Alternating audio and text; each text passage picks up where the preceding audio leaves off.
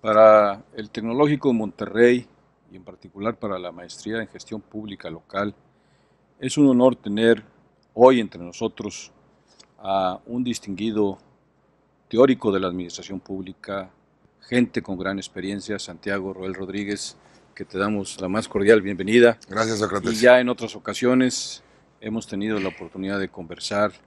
Y Santiago Roel Rodríguez es egresado de la Universidad de Nuevo León, abogado, y tiene una maestría aquí en el Tecnológico de Monterrey. Y él tiene experiencia en la administración pública municipal, estatal y federal.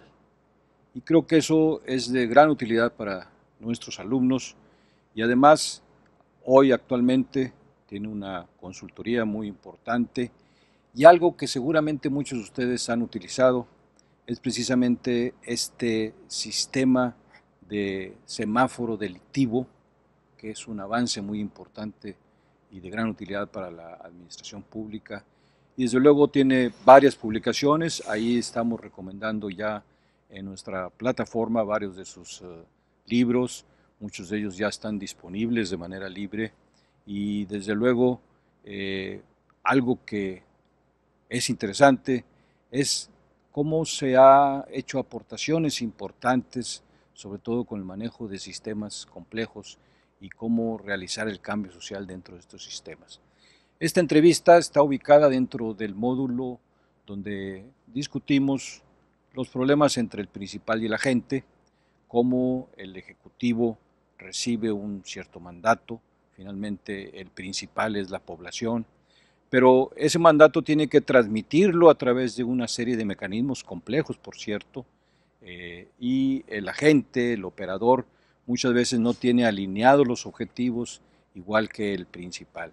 Sobre esto quisiéramos preguntarte, Santiago, primeramente, nos platicaras un poco de tu experiencia, tanto en el municipio, en el estado, como a nivel federal, en todo este problema de organización y cómo organizar, cómo generar una cultura dentro de la organización pública que permita precisamente que esa expresión finalmente de la población, sus prioridades, sus preferencias, que capta de alguna manera el principal, ya sea el ejecutivo, el alcalde, el gobernador, cómo logra finalmente, a través de esta compleja red que es la organización pública, transmitir esos objetivos, cómo es posible que la gente, para ponerlo de acuerdo a los artículos que estamos recomendando, se alinee junto con el principal. Platícanos un poco de tu experiencia y después en una segunda parte si quisiéramos nos hablaras un poco más sobre, en particular, sobre el semáforo delictivo y todo lo que has estado analizando y publicando últimamente sobre sistemas complejos. Después de trabajar en el municipio, en el área de ecología, y fuimos de las primeras áreas, descubrimos algo bien interesante, porque no teníamos muchos recursos. De hecho, no había recursos, era ridículo, porque se creó la dirección esta ya arrancada la administración. Pero estaba en boga lo de ecología. Y algo muy importante, Sócrates, no estábamos midiendo la contaminación en el área metropolitana de Monterrey. Entonces hablábamos mucho del tema, había buenas ideas, había conceptos interesantes, pero no teníamos lo básico, la medición. Y el poco presupuesto que teníamos lo aplicamos a medir con una red que tenía por ahí, no muy moderna, la verdad bastante antigua, el gobierno federal, pero la tenía ahí, no la sentía necesaria, la puso en operación, sacó unos datos y luego la guardó. Y nosotros la reactivamos con el presupuesto, todo el presupuesto que teníamos lo dedicamos Estamos a eso. hablando de 1989, 1990, 1989, 90, 90, 90, y sacamos las primeras en mediciones Monterrey. en el área metropolitana de Monterrey, pero nosotros estábamos circunscritos al municipio de Monterrey. ¿Qué se logró con eso? Bueno, pues logramos el interés de la población, logramos meterle fundamento a muchas de las opiniones que había ahí. Decían que Nuevo León o Monterrey era el área más contaminada del mundo, otros que éramos la octava ciudad, etcétera, ¿no? Había mucho bullicio en esto. La medición vino a ponernos en sitio. Luego a la medición hicimos algo interesante. Le agregamos la norma mexicana y luego dijimos, no nos conformamos con la norma mexicana, vamos a agregarle la norma californiana, que era la y yo creo que sigue siendo la más estricta todavía. Entonces podíamos compararnos contra el resto del mundo, podíamos comparar mes a mes. ¿Y qué se logró con eso? Logramos bajar la contaminación un 80% en el área metropolitana de Monterrey. ¿Por qué? Porque nos dimos cuenta que el gran problema, salvo un área que tenía contaminación por plomo, el resto del área metropolitana tenía mucha contaminación de azufre. Y al soltar la información, algo que no es típico en gobierno, generalmente cuando tú tienes estas mediciones en gobierno te las guardas y las comentas y te da miedo sacarlas y qué impacto tendrá. Y yo hablé con el alcalde, que conoces bien, pues eras tú. Sí. Te dije, mira, yo no sé, creo que hay que soltar la información, tú estuviste de acuerdo. Y como dicen por ahí, que las calabazas se acomoden, ¿no? Que el sistema reaccione a la información. Claro que había muchas dudas, que si una de las áreas pues había ciertos intereses y más, pero nosotros soltamos la información. Al soltar la información nos llegó una información muy importante. Se acerca con nosotros un especialista en combustibles y nos dice, la gran contaminación de azufre en Monterrey se debe a los combustibles que Pemex les está enviando a ustedes. Y es fundamentalmente el diésel con alto contenido de azufre el que está causando toda esa contaminación. Soltamos esa nota, dimos esa nota, a Pemex no le cayó bien, obviamente, hubo una reacción. No solo es estar informado, sino publicar la información. Publicar la información es lo más relevante. ¿Por qué? Porque entonces recibe eso, es decir, el sistema, bueno, ahorita llegamos a la conclusión del tema, pero ¿qué logramos? Bajar un 80% la contaminación de azufre, porque gracias a esa presión pública, Pemex surtió a Monterrey un diésel que no había querido surtir, que estaba destinado para la Ciudad de México y algo a Guadalajara, y eran negociaciones privadas. Cuando abrimos el tema y ventilamos el tema, Pemex no le quedó más remedio más que decir, bueno, ya no me hagan mucho ruido, pero ahí va el diésel, ¿no? Y al mes estaba el diésel y nos sorprendió que bajara. Entonces, ahí descubrimos que la información era fundamental en esto.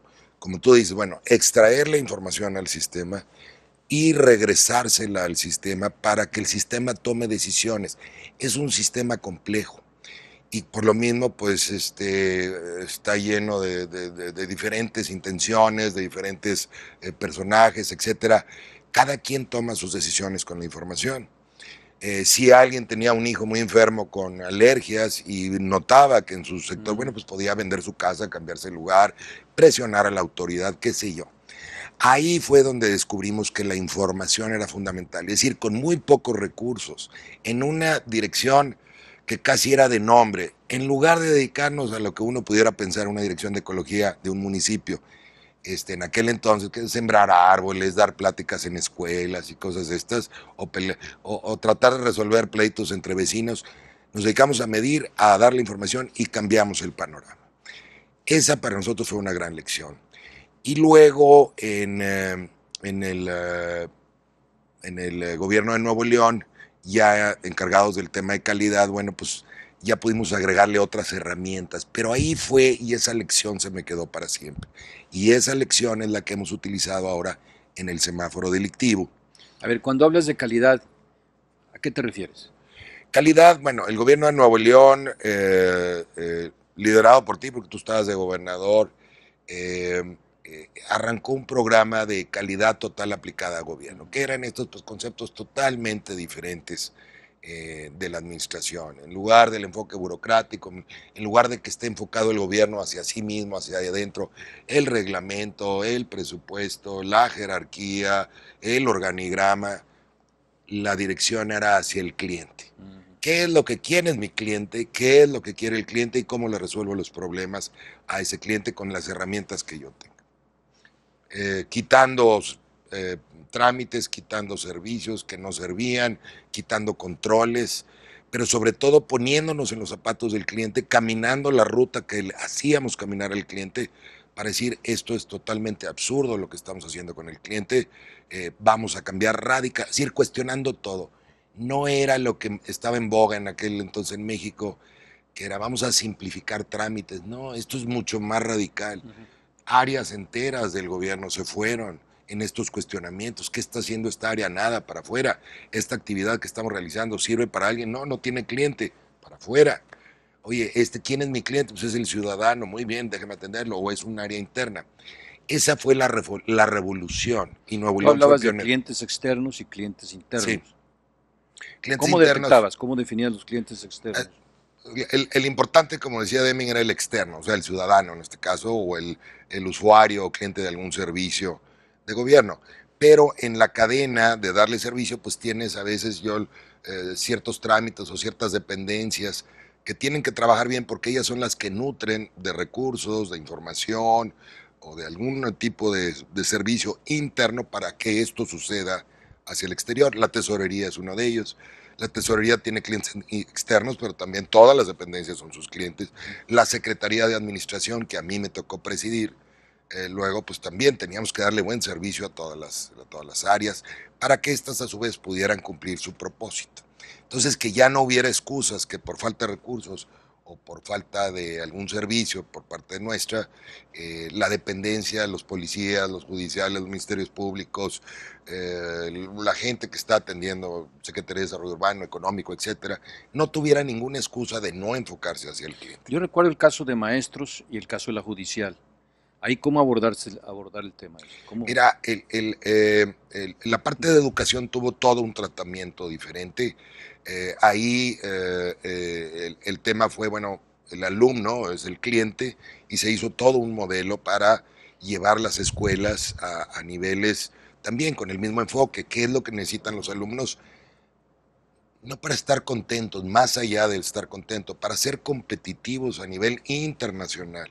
Nuevo León siempre ha tenido buenos niveles de educación, pero había que llevarlo a compararnos, igual que la contaminación, contra el resto del mundo y hacer los cambios que fueran necesarios en la escuela, capacitar maestros, simplificar cosas, quitar trámites absurdos, dotar de lo básico a una escuela, etcétera, etcétera. Entonces, eso funcionó muy bien y sigue funcionando en Nuevo León. Y en el área de policía, por ejemplo, pues fue una de las gratas sorpresas que recibimos. Era una de las áreas que más rápido respondía al estímulo de calidad. Obviamente capacitábamos, como tú recordarás, a todos los funcionarios de gobierno, incluyendo policías y demás.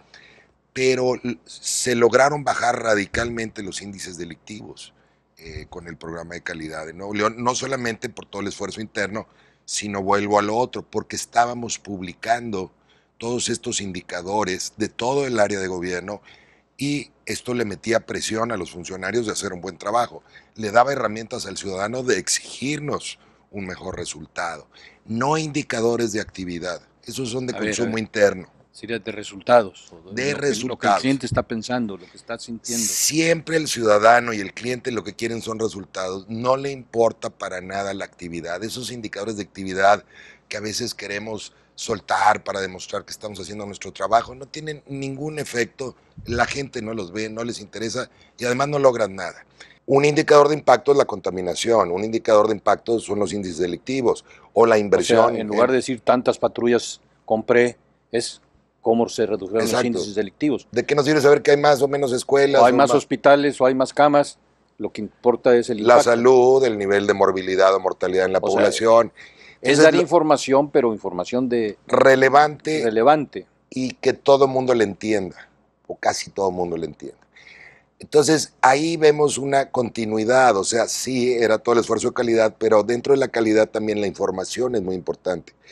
Y me puedo perder en el mundo de información, me puedo ir a indicadores de servicio, de proceso, o acá internos, o de presupuesto. Sí, son importantes, pero siempre siguiendo el indicador de impacto, lo que logré, o al de resultados y luego el de actividad. Entonces, este es el importante, este es el que le interesa al gobernador, al alcalde, a la población, a los medios de comunicación, al sistema, y esto es interno y es lo que necesitamos hacer para que esto se dé. Entonces, esto es relevante solo en función del resultado. ¿Cómo lo contrastas con las viejas tradiciones burocráticas de administración? Uno, pues no hay mucha información. Dos, luego de repente hay demasiada información que no sirve. Siempre los indicadores deben ser prácticos y útiles y rentables. A lo mejor es muy bonito indicador, pero pues me cuesta mucho o no sirve para nada.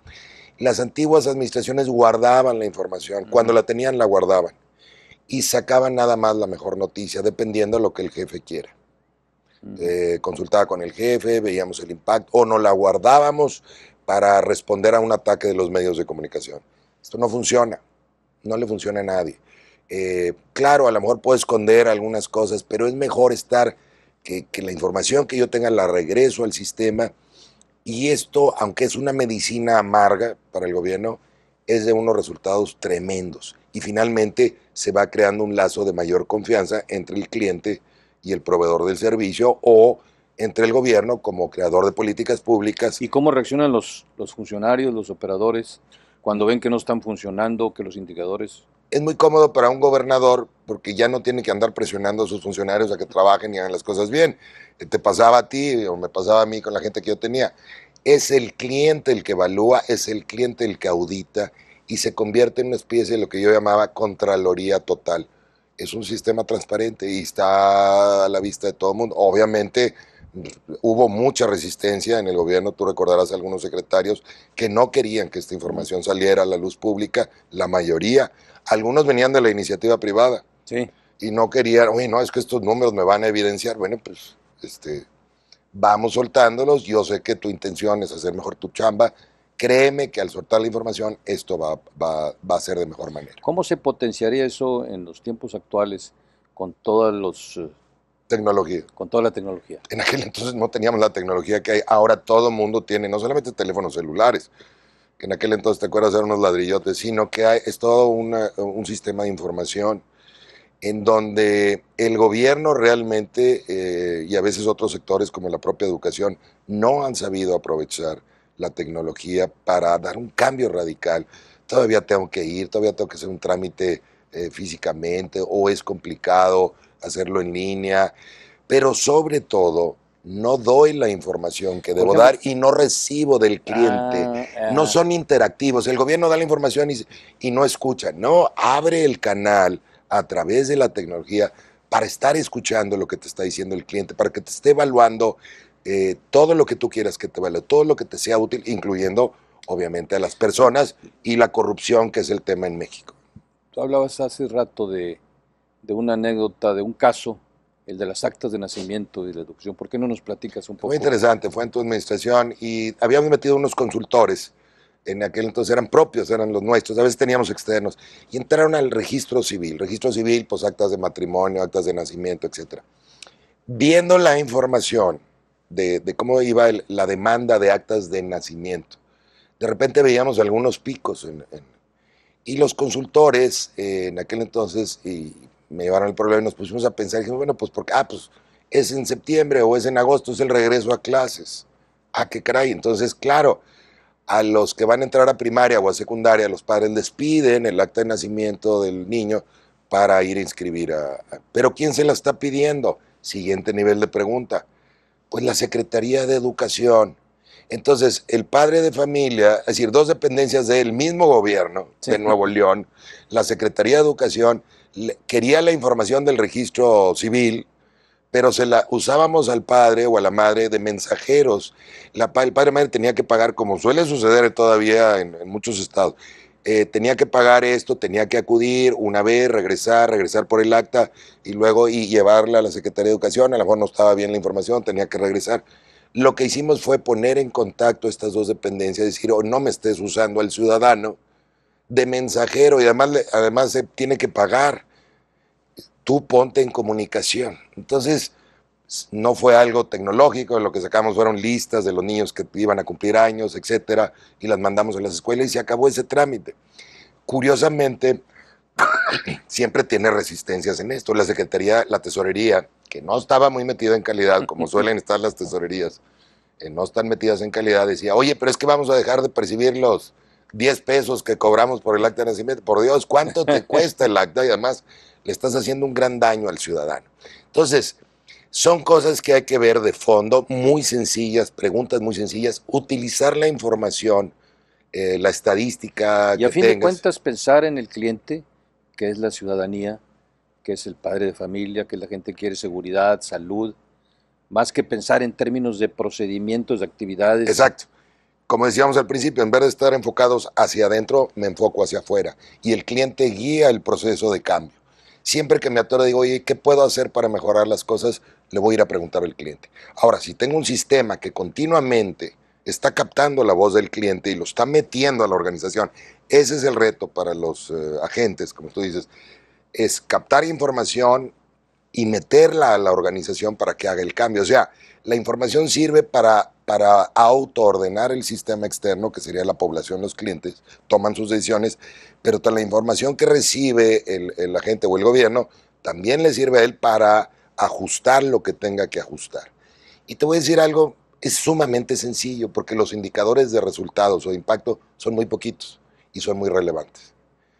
Los de actividad son miles, y de proceso, pues que pasó de aquí para allá y que quién sabe qué y que no sé cuánto. Y si tú te acuerdas en aquel entonces, la reingeniería del proceso y se metían al proceso a cambiar. Sí, pero a lo mejor el proceso hay que sacarlo para la basura, todo. Entonces, son pocos indicadores, como decíamos hace rato, la seguridad, la competitividad del alumno, la salud de la población, son pocos, son muy relevantes. Entonces, esa es la gran lección. Y hablando de eso, posteriormente tú has desarrollado un esquema que se ha vuelto ya famoso en diversas partes del país, que tiene que ver con el semáforo del delito. ¿Por qué no nos platicas cómo funciona y qué implicaciones tiene eso en términos de este enfoque postburocrático de administración? Y cómo de alguna manera está llegando al cliente. Claro. El semáforo delictivo eso es lo que hace. Es decir, de los indicadores más interesantes que tenemos y más rentables son los indicadores delictivos, porque además se mueven muy rápidamente. Los de educación, pues tienes que esperarte un ciclo escolar cuando menos, ¿no? Sí. Los de salud también, pues se mueven lentamente. Los de desarrollo económico también. Pero los indicadores delictivos los puedes tener al día, a la semana o al mes. Y cada vez hay noticias nuevas, ¿no? Entonces, tomando la experiencia original de Nuevo León, de cómo habíamos logrado bajar radicalmente la delincuencia en Nuevo León con los indicadores, y luego replicando el caso en Tabasco en los 90s. Ahorita está muy complicado Tabasco. En aquel entonces también lo estaba, pero logramos abatir la delincuencia en Nuevo León, en el Nuevo León de los 90s y en el Tabasco de los 90s, alrededor de 50% o más bajaron los índices delictivos. Y esto era muy interesante, ¿no? Y lo hacíamos con información, con esto que estamos mencionando. Sacábamos, extraíamos, no todos los delitos más importantes o más relevantes, los poníamos de manera que todo el mundo lo entendiera y los regresábamos a la población. Y la población y la autoridad tomaban decisiones en base a la información. Entonces, con esta idea, luego más tarde en Sonora, en 2006, empezamos a trabajar e hicimos esto. ¿Y el semáforo le llamas? Semáforo delictivo. ¿Por qué? Porque no nos quedamos nada más con el dato, le ponemos una meta. Ajá. O sea, obligamos al sistema a bajar porque le ponemos una meta, un incentivo. De otra manera, pues ves la gráfica y subió y bajó, pues quién sabe si es bueno o es malo. Estamos haciendo lo mismo que con la contaminación, le estamos metiendo un estándar. En este caso pedimos una reducción del 25%. Y me puedo comparar contra mí mismo, Nuevo León o el Distrito Federal o Morelos contra sí mismo o contra otros. Entonces es muy interesante porque es la manera más fácil de entender cómo estoy, si me comparo contra otros o contra mí mismo en el tiempo. Voy bajando, que bueno, por ejemplo, ahorita Sinaloa va bajando muy bien, estamos trabajando con Sinaloa de cerca, y va bajando muy bien. Todavía compara mal en el tema de homicidio contra el resto del país, pero contra sí mismo va muy bien. Nuevo León, que tuvo un año espantoso en el 2011, fue mejorando su comparación contra sí mismo y actualmente compara muy bien contra el resto del país, o sea, está regresando a ser una entidad. Y es muy sencillo, Sócrates. Extraemos los indicadores delictivos de todo el sistema, lo tenemos ya a nivel municipio en todo México, y regresamos la información para que la gente de Jalisco pues, pueda ver su municipio. ¿Cada cuándo se publica? Cada mes. Cada mes. Cada mes. Cada mes extraemos información y lo publicamos. El mismo día que sale la información, que es por ahí del día 20, para el 20 o el 21 ya tenemos todo el semáforo a nivel estatal, nacional, estatal y ahora municipal. En algunos estados llegamos más abajo, colonias, días y horas del delito. Le llama semáforo porque utilizas el rojo. El rojo, el amarillo y el verde. El verde, sí. De acuerdo a si empeoró, si empeoré contra mí mismo, contra mi media histórica o contra los demás, o si mejoré un 25% o mejoré pero no llegué al 25%, es el amarillo. Es muy interesante. Tenemos muchos seguidores en Facebook, en la página de Semáforo Delictivo, y tenemos ya, yo creo que esta semana llegamos a ver, más de cualquier 300. persona puede Cualquier acceder. persona. Es información. ¿Cómo accederían Mira, algunos de nuestros alumnos? Uno, la página en Facebook, y les sugerimos que empiecen por ahí, Semáforo Delictivo. Semáforo Delictivo.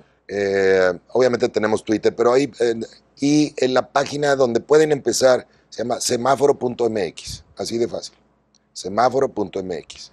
Y ya tenemos una aplicación que se llama Semáforo Delictivo, donde no solamente recibo la información, yo también puedo mandar alertas. Entonces puedo ver una situación, y es anónimo, totalmente gratuito y anónimo. Puedo recibir o ver una situación de riesgo, una balacera o algo que yo creí que es una situación, y la envío de manera anónima, y la gente que está en la misma zona, municipio o estado, recibe la alerta, y la misma gente puede desactivar la alerta. Si varios nos contestan, oye, no es cierto, la alerta se desactiva. O sea, dejamos esto en manos del ciudadano o del usuario, y no nosotros nos ponemos como rectores necesariamente de la información. Entonces, está interesante porque la mayor parte de la gente utiliza el semáforo para acceder a la ¿Y el información. semáforo identifica lugares donde hay más alta incidencia Por la gente. por la gente? Uno, tenemos datos oficiales, ¿verdad?, que extraemos del sistema de una manera regular.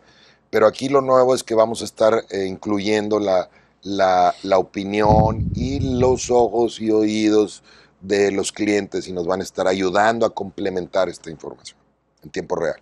Es interesante, vamos a poner a prueba, esperamos que se sume. Semáforo delictivo funciona para iPhones o funciona para Android, para los dos, o para tablets. Y lo otro, la página en Facebook y la página, el website, que es semáforo.mx. Con estas, suena muy sencillo, Sócrates, suena muy sencillo decir, es la información la que cambia las cosas, pero si tú te pones a pensar, el universo entero se autoordena con información. Antes que la materia y la energía tenemos la información. Y esto es lo que permite a un universo autoordenarse. Nadie controla las cosas, se autoordena. Es otro de los conceptos que hay que tener muy claros, porque como funcionarios queremos controlar. En el enfoque burocrático tradicional, Control. el control, y pensamos que el Ejecutivo es omnipotente, omnipresente y omnisciente. Sí, además, sobre todo lo puede, ¿no? Y que conoce la razón de Estado, y lo único que hay que hacer es comunicarla. Como que este es un cambio fundamental. Mira, en lugar de quebrarnos la cabeza, por ejemplo con el app, hoy vamos a crear este app de semáforo delictivo. Oye, podemos ponerle esto, y le vas agregando y le vas quitando y te vas imaginando las cosas en el estilo típico de la iniciativa privada de gobierno tradicional, de que trato de presuponer y prever todo y yo crear el sistema. Esto es diferente, hago algo básico que funcione y dejo que el cliente lo mejore. Sobre la marcha vas mejorando. De acuerdo a lo que el cliente quiere. Antes pensábamos que era un experto, un sabio en planeación, y que todo lo iba a prever, a organizar y a generar una ingeniería administrativa perfecta. No te digo que esté mal la planeación y que esté mal la planeación estratégica, pero es mucho más útil cuando tienes indicadores rápidos, soltar la información y dejar que la misma información es un plan emergente, orgánico, que continuamente va mejorando. Me voy ajustando a la realidad. ¿Cómo aprendimos a andar en bicicleta o cómo aprendimos a caminar o a hablar? Prueba y error, prueba y error, prueba y error. Y la información que recibimos es la que nos lleva a ajustar el sistema. Lo mismo sucede a nivel familia, individuo, sociedad, gobierno. Mucha información, muy relevante, muy rápida, que no haya obstáculos a la información, y dejar que el cliente nos diga por dónde también. Ahora, esto es sobre todo, nos has comentado tu experiencia a nivel municipal, estatal. ¿Qué nos podrías decir a nivel federal? Pues, hombre, ¿cuál es tu experiencia? ¿Qué tanto pudiera el gobierno complicarse federal, más a nivel federal? El gobierno federal, y bueno, me tocó un área muy bonita en el gobierno federal, que era implantar un programa de calidad en todo el gobierno federal. ¿En la Contraloría? ¿Dónde? En la Contraloría, no estaba bien ubicado, estaba en la Contraloría, y el sistema me aguantó 2 años, ya para el segundo año no se escupió. ¿De qué año estás hablando? 96 al 98, 1996 al 98. Pero fue muy interesante porque descubrimos muchas cosas. En primer lugar, el gobierno federal es el que está más lejos de sus clientes. El que está más cerca es el gobierno municipal. Ahí llegan a gritarte, ¿no? Y los escuchas y los tienes, y a veces no te dejan salir como alcalde o como funcionario municipal. El gobierno federal a veces siente uno, pues, no sé, en algún otro planeta o en un otro. Los clientes no se ven. Entonces corre uno el riesgo de tomar con mucha frialdad el enfoque al cliente, ¿no? Lo otro muy importante que nos dimos cuenta es que hay una gran necesidad de cambio de los propios burócratas y empleados federales. Son los más inconformes. Es donde hay más divorcios. Si tú comparas a la población abierta contra los burócratas del gobierno federal, es donde hay más divorcios, más problemas familiares, más adicciones o alcoholismo. Trabajan muchas horas y logran muy poquito porque trabajan en un sistema muy tonto. Muy tonto. A ver, ¿cómo? Platícanos más. Pues, como decía Deming, el 75 o 80% de los resultados no dependen de mí, dependen del sistema en el que trabajo. Desafortunadamente, los gobiernos en Latinoamérica, en México, no son sistemas muy inteligentes. Muchos controles, a pesar de que yo esté viendo cómo mejorar el sistema o el servicio, esto no me dejan, estoy atado de manos, muchos controles. Y el gobierno federal quizás es el peor, por lo menos en la experiencia que tuvimos nosotros, y no veo mucho cambio. La Secretaría de Hacienda es poderosísima hacia el interior del gobierno y te controla todo y estás limitado. ¿Qué hicimos nosotros en Nuevo León? Lo primero que hicimos fue romper ese hoyo negro que es la tesorería o la administración y dar un buen servicio interno al resto de las áreas. Entonces, hay una gran necesidad de cambio y quien más lo demanda son los propios burócratas o los propios empleados, son los que están más descontentos que los clientes. Nosotros tuvimos contacto en esos 2 años con alrededor de 20,000 funcionarios y empleados de gobierno y era constante la queja, constante. Cuando les hablábamos de esto y de todas las implicaciones que tenía, porque una de las implicaciones más importantes que tiene es al interior, tú le das poder a las áreas operativas. En lugar de que sea el poder jerárquico de arriba, el jefe, tú le das poder, como lo hicimos en Nuevo León, y le das poder al Ministerio Público y al policía. Esto, claro, los vigilas con indicadores, pero los dejas que ellos actúen. Entonces hay un gran beneficio porque a veces no te pagan muy bien o a veces las horas son muy ingratas, pero si me das el poder de transformar la realidad y me premias por ello, o el sistema me premia, pues es formidable. ¿Cómo se vincula esto con reconocimientos, premios, bonos, de acuerdo a los resultados? Justamente una de las tonteras de los sistemas actuales es que premian al que no hace nada, o premian al que se esconde, o premian al que si no te muevas porque no sales en la foto, ¿no? Justamente cuando metes tú este dinamismo de meter la información, que sea libre el flujo de información en toda la organización y de afuera hacia adentro, y dejas que el cliente te vaya llevando, entonces empiezan a cambiar los incentivos y los premios y los reconocimientos, y le das premios y reconocimientos como se hacía en Nuevo León, en la administración de calidad en la que participamos y que tú liderabas, y le damos premios al que hacía un gran cambio en favor del cliente. No necesariamente de ahorrar recursos. La eficiencia viene después de la eficacia, ¿no? Como suelen distinguirlo. Primero vamos a dar resultados, sí, y luego ya si lo hacemos con menos recursos y demás, que también siempre va de la mano, ese es cambiar los incentivos del El cliente sistema. Se empodera. ¿Qué tanto, sobre todo ahora con los nuevos mecanismos de tecnología, de información, puede los mismos clientes organizarse entre ellos? No simplemente captar la información, sino que ellos sí se organicen. Sí. No solo de una manera virtual, sino presencial. Y generar otro mecanismo de relación, un cliente más organizado. Fíjate que se da de manera natural. Realmente las redes sociales, por ejemplo, el que nosotros tengamos 150,000 seguidores en un poquito más de un año en el semáforo delictivo, pues somos la ONG o el grupo que tiene más seguidores en México, ¿no? Y vamos creciendo a nivel de 2,000 por semana. Entonces, las redes sociales son una magnífica forma de autoorganizarte.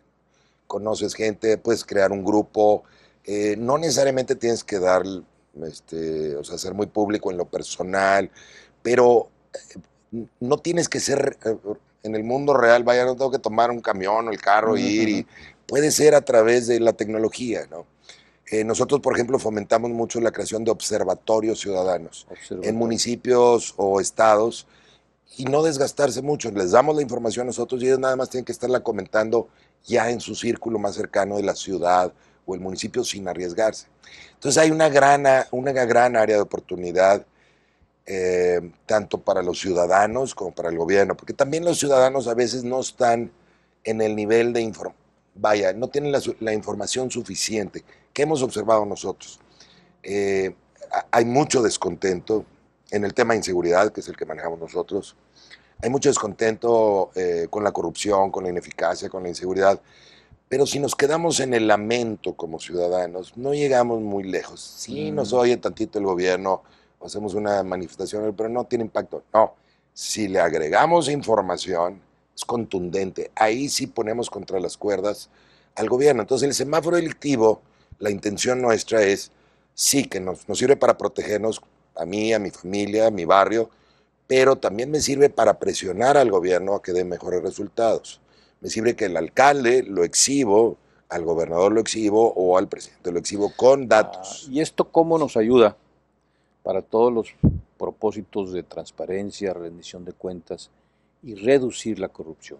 Transparencia total, vamos a abrir la información, que sea pócar abierto. A nosotros nos tocó ser secretarios de administración. ¿Qué fue lo que hicimos? Soltamos la información. En vez de que sea la Contraloría, fíjate cómo todavía pensamos mucho que haya una Contraloría y que nos esté vigilando. Oye, ¿quién va a estar en la Contraloría? Y luego, ¿verdad? ¿Quién cuida la Contraloría? Sí. Para que nos cuide, ¿verdad? Se vuelve muy complicado. Todos los sistemas de control son muy caros, muy complicados y muy ineficaces. Si tú abres la información, si tú abres la información, todo el mundo se vuelve tu contralor, todo el mundo te está vigilando. Y sabes que vas a estar muy tranquilo. Cuando nosotros entregamos la Secretaría de Administración, se la entregamos a un grupo muy rival, un grupo que quería hacernos daño. Es que en política siempre empiezan estas cosas. Pues afortunadamente estábamos tranquilos porque nos habían estado auditando todos, porque era un sistema transparente. Gracias a eso estuvimos tranquilos al final. Y creo que debemos hacerlo en todo. Es muy sencillo, es muy fácil. Con esto no tiene excusa para no hacerlo. Y todo el mundo te vigila. Más que pensar en contralorías y sistemas de control, dejemos que el sistema se autorregule con información. Ahora, el papel de los diputados de la Contaduría Mayor de Hacienda, Auditoría, ahí, ¿cuál es tu opinión? Pues mira, ¿Cómo vincular esas dos cosas? Porque luego los diputados tienen la obligación de revisar las cuentas públicas y fijar responsabilidades. Mucho el descontento de los ciudadanos va en contra del Poder Ejecutivo porque es con el que interactúan más, ¿no? Sí. Pero uno de los poderes más oscuros y más corruptos son los jueces, el Poder Judicial. ¿Qué podemos hacer ahí con información y tecnología? ¿Cómo abrir eso? ¿Cómo que sean juicios públicos, que esté la información? En la medida que no dañes a nadie por hacer pública la información, obviamente hay excepciones. Pero vuelvo a la administración de Nuevo León de aquel entonces, que nos tocó estar ahí. El proceso de calidad y de apertura que logramos en el Ministerio Público, algunos jueces lo observaron en el Poder Judicial de Nuevo León y algunos de ellos estaban muy a favor de hacer lo mismo hacia el interior, otros no. Ya sabrás quiénes sí y quiénes no. Entonces podemos modernizar. Pero ahora con los juicios orales, por ejemplo. Pues sí, puede ser la oralidad en los juicios que se está aplicando en lo penal, pero puede ser todavía más amplio. De perdido estar vigilando la productividad y el grado de eficacia de cada juez, como nosotros observábamos, el de los ministerios públicos. En el momento, a lo mejor tú no lo recuerdas, pero en el momento que en tu administración implantamos un sistema de estar vigilando a los ministerios públicos con información, quién era más productivo que otro, cómo estaba resolviendo un otro. Curiosamente el rezago histórico desapareció y curiosamente todos se volvieron más productivos y más limpios en su actuar. Entonces, son cosas muy sencillas. ¿Cómo hacerlo? Pues ponerlo a prueba, ¿no? Vamos a empezar con algo. El Poder Legislativo, también lo mismo, ¿no? Muchas discusiones que ni siquiera entendemos los ciudadanos. Nadie se va a poner en el canal del Congreso a ver las discusiones bobas porque son pleitos entre partidos, la mayor parte de ellas. Pero lo esencial, lo vital, sí pudiéramos estarlo viendo de una manera inteligente, de una manera estadística. Y ahí te va otro. Estamos sacando un semáforo de gobierno. Semáforo de gobierno. Una aplicación que se llama Semáforo de Gobierno, que es justamente para evaluar los tres poderes en los tres niveles. cualquier ciudadano de manera anónima podrá evaluar algún servicio de gobierno, o sea, tenemos un catálogo amplio de servicios federal, estatal y municipal, de cualquier municipio, de cualquier estado, o de México, ese es un tema federal. Y ahí sí vamos a depender, Sócrates, de tener muchos usuarios que nos estén nutriendo y exhibir esto. Creemos en que esto pudiera ayudar a sacudir a los gobiernos que no están acostumbrados o que tienen miedo, todos los gobiernos quieren guardarse la información, pues no hay que darles alternativa. Los grandes cambios vienen por los ciudadanos, rara vez vienen por gobiernos. Se requieren líderes o gente con un nivel de intención y de poder, porque a veces yo quiero hacer el cambio, pero pues estoy abajo en la organización y los de arriba no quieren. Entonces vamos a ayudarles a todos esos que quieren cambiar el gobierno, que están dentro del gobierno. Ahora, en contraste... Yo estoy seguro que la mayor parte de tus alumnos que nos están escuchando ahorita, pues es gente que quiere hacer un cambio, sí, pero no ha podido porque tiene demasiados enemigos o demasiados jefes, o el sistema tiene una tradición que no lo deja. Vamos a ayudarles con la información. ¿Cómo contrastarías esto con la insistencia que ha habido desde hace muchos años en el servicio profesional de carrera? Y de hecho Vicente Fox promovió una ley y había una gran expectativa sobre esto, pero no lo hemos implementado bien. No lo hemos implementado bien. Claro que debe estar separada lo administrativo de lo político. Tú y yo lo hemos comentado muchas veces. En Inglaterra, que es Reino Unido, que es uno de los grandes ejemplos de servicio civil, ¿qué es lo que pasa? Pero está totalmente separado lo administrativo de lo político. Entran los nuevos políticos, pueden mover algo arriba, pero el cuerpo administrativo no depende de ellos en su actuar, depende de sus clientes, en el mejor de los casos. Hay obviamente sistemas administrativos, no el de Inglaterra, pero que son inmunes y que nomás se manejan entre ellos, digamos, y se evalúan entre ellos. No. Si tú abres, o sea, el sistema sí hay que separar política de administración, pero lo administrativo hay que abrirlo al cliente, que el cliente pueda remover un funcionario, pueda cambiar un servicio, pueda hacerlo. Si no, lo vuelves inmóvil y peligroso. Entonces tiene que ir de la mano, lo mismo, abrirlo al cliente y separarlo del vaivén político del país. City Manager, ¿qué pensarías de la figura del City Puede Manager? Puede ser una manera que pudiera funcionar. Pero de nada va a servir si no...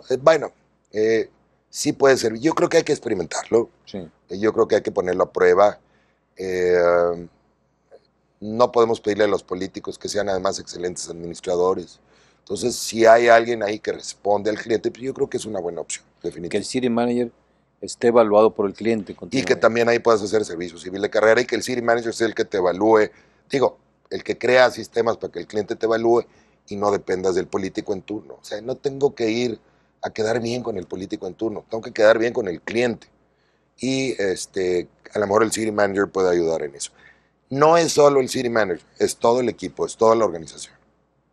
Tú hablabas de sistemas complejos, de cambio social. ¿Qué conclusiones pudiéramos sacar de tipo general sobre este asunto?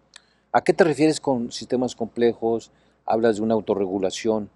¿Qué conclusiones podríamos llegar con eso? Pues en primer lugar, nada más complejo que un sistema social, ¿no? El universo es un sistema complejo, obviamente, y hay sistemas complejos. Lo bonito de los sistemas complejos es que ves de todas las materias, ¿no? Ves química, física, o sea, porque a nivel físico es un sistema complejo, a nivel biológico, químico, pero ¿qué más complejo que lo social, ¿no? Entonces, de lo complejidad, pues los más complejos son los sociales, en donde hay mil cosas, ¿no? Muchas veces quieres lograr un resultado y logras lo que yo llamo el efecto paradoja, ¿no? Logras totalmente lo contrario, como pudiera ser el tema de la regulación de las drogas. Creímos que al prohibirlas todo iba a mejorar y todo ha empeorado, ¿no? Lo que nosotros hemos descubierto después de mucha práctica, porque sí son libros, pero es mucha práctica, Sócrates, es algo muy básico, muy, muy básico. ¿Qué hay en un sistema? Reglas básicas. Muy bien, reglas básicas que pueden ser químicas, físicas, biológicas, legales, económicas. Hay que tomarlas en cuenta y hay que observarlas. Generalmente son pocas y son relevantes las pocas. Si tú estás tratando de ordenar un sistema social, no debes de crear muchas reglas. Deben ser muy pocas, muy fáciles de entender. Pensemos en un sistema de tráfico, ¿no? O sea, si yo voy manejando en la ciudad, pues hay reglas muy claras, muy básicas, no me confunden y no son muchas.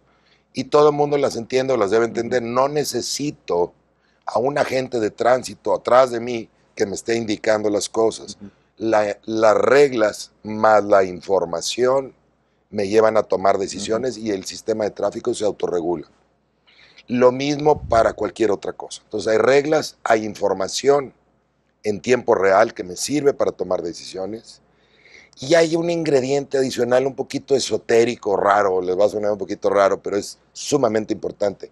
Y es la intención con la que yo quiero hacer un cambio o quiero impactar un sistema social. No es lo mismo que yo esté buscando un fin personal, egoico, a que yo quiera, a que yo trate de encontrar el fin para todos. Si mi intención con el semáforo delictivo es ganar una elección o echarle crema a los tacos, como decimos en México, o ensalzar algo y estar presumiendo de lo que estoy haciendo, no funciona tan bien, no funciona bien. Aunque las reglas sean las mismas y aunque la información sea la misma, algo pasa en donde esa intención de bajo nivel, digamos, de conciencia, no tiene el mismo impacto.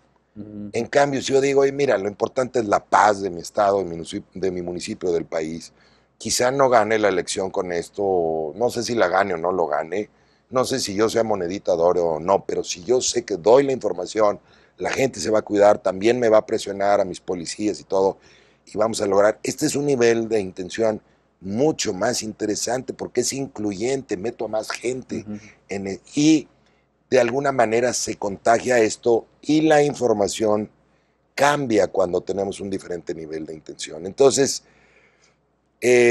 fue algo que descubrimos por casualidad en un cambio de elección de gobierno en Sonora.